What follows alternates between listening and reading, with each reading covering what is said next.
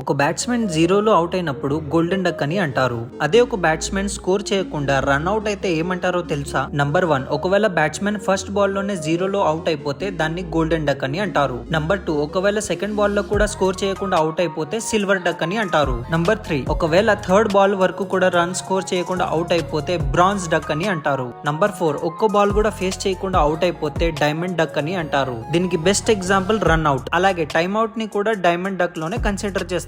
Number 5, ఒక batsmen తన team innings లోని లాస్ట్ బాల్ లో అవుట్ అయిపోతే దాన్ని లాఫింగ్ డక్ అని అంటారు. For example Mohammed Siraj team innings లోని లాస్ట్ బాల్ ఆడడానికి వచ్చాడు, కానీ అదే బాల్ లో అవుట్ అయ్యాడు. నంబర్ 6, ఈ డక్ అవుట్ ని మనం మోస్ట్లీ టెస్ట్ మ్యాచ్ లో చూస్తాం. ఒక బ్యాట్స్మెన్ టెస్ట్ మ్యాచ్ ఆడుతున్నప్పుడు ఫస్ట్ ఇన్నింగ్స్ మరియు సెకండ్ ఇన్నింగ్స్ లో 0 రన్ లో అవుట్ అయిపోతే పేర్ డక్ అవుట్ అని అంటారు. నంబర్ 7, ఒక బ్యాట్స్మెన్ ఫస్ట్ ఇన్నింగ్స్ మరియు సెకండ్ ఇన్నింగ్స్ లో ఫస్ట్ బాల్ లోనే అవుట్ అయిపోతే కింగ్ పేర్ డక్ అని అంటారు. ఇవన్నీ కాకుండా ఇంకా 2 టైప్స్ ఆఫ్ డక్ అవుట్లు ఉంటాయి. అవేంటో కామెంట్ చేసి చెప్పండి.